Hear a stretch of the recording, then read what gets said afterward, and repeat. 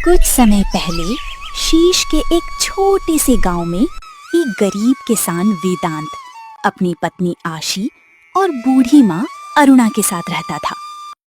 एक दिन सरपंच अपने कुछ आदमियों के साथ सुबह सुबह वेदांत के घर का दरवाजा बजाने लगते हैं। ए वेदांत, बाहर निकल। सरपंच की आवाज सुनकर वेदांत, उसकी पत्नी आशी और बूढ़ी माँ सभी बाहर आते हैं। सरपंच जी, आप यहाँ, वो भी इतनी सुबह सुबह, सब ठीक तो है ना? हाँ, सब ठीक है। मैं यहाँ तेरी जमीन के बारे में बात करने आया हूँ। तेरी जमीन जिस जगह है वो बहुत कीमती है। मुझे वो जमीन चाहिए ताकि मैं वहां अपनी औलाद के लिए एक हवेली बना सकूं। अभी के अभी कागज ला कर दे जमीन के। अरे सरपंच जी, सुबह सुबह क्या भांग चढ़ा कर आ गई? अरे वो मेरी जमीन है जो मैंने दिन रात मेहनत करके बनाई है।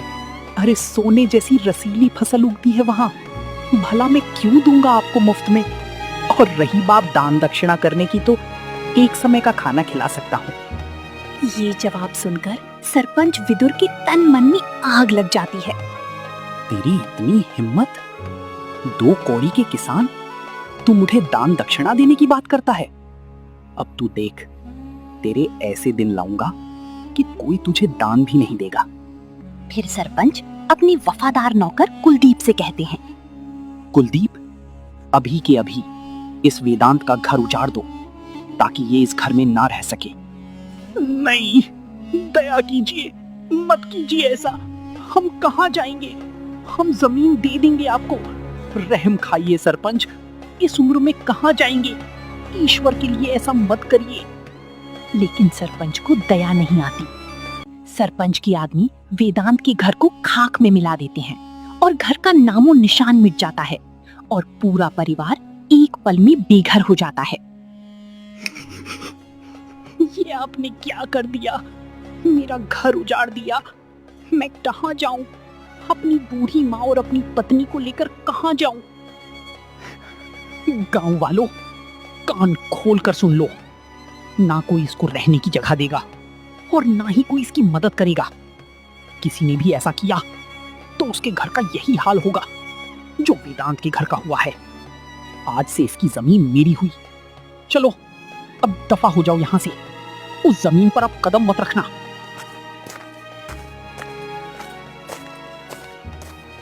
ऐसे ही 2 दिन बीत जाते हैं।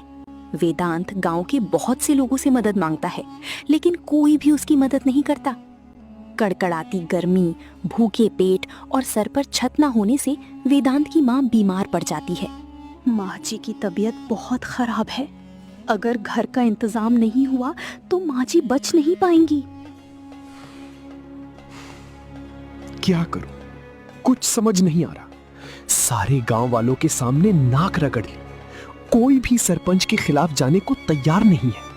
आप माँ का ध्यान रखो, मैं गांव की किसी औरत से मदद मांगने जाती हूँ। आशी पास ही एक घर ढूंढकर वहां जाती है जहां एक औरत बैठी हुई थी। आशी ने उसके आगे हाथ जोड़ दिए और फूट फूट कर रो पड़ी। दया करो, हमारी मदद करो, बस एक दिन के लिए अपने घर में जगह दे दो। तुम्हारा घर काफी दूर है, सरपंच को कुछ पता नहीं चलेगा। एक औरत होकर दूसरी औरत का दर्द समझो। नहीं नहीं, मैं ऐसा नहीं कर सकती। अगर सरपंच को कुछ पता चल गया तो वो मुझे मार डालेगा। नहीं नहीं, तुम जाओ यहाँ से, किसी और से मदद मांगो। मैं और किससे मदद मांग सकती हूँ? तुम मेरी बात समझो। ईश्वर के लिए मेरी मदद करो। तुम्हें ऊपर वाले का वास्ता है, मेरी मदद करो। नहीं, मैं मजबूर हूँ, मैं तुम्हारी मदद नहीं कर सकती। अब तुम जाओ यहाँ से, वरना किसी ने देख लिया तो मुश्किल हो जाएगी।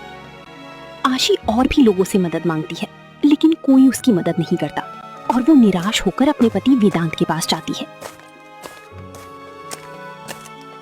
मैंने बहुत कोशिश की, लोगों से मिन्नतें की, लेकिन किसी ने भी हमारी मदद नहीं की। वेदांत अपनी पत्नी से बात कर ही रहा होता है कि तभी उसकी नजर अपनी सुध-बुध खो चुकी माँ पर गई। माँ,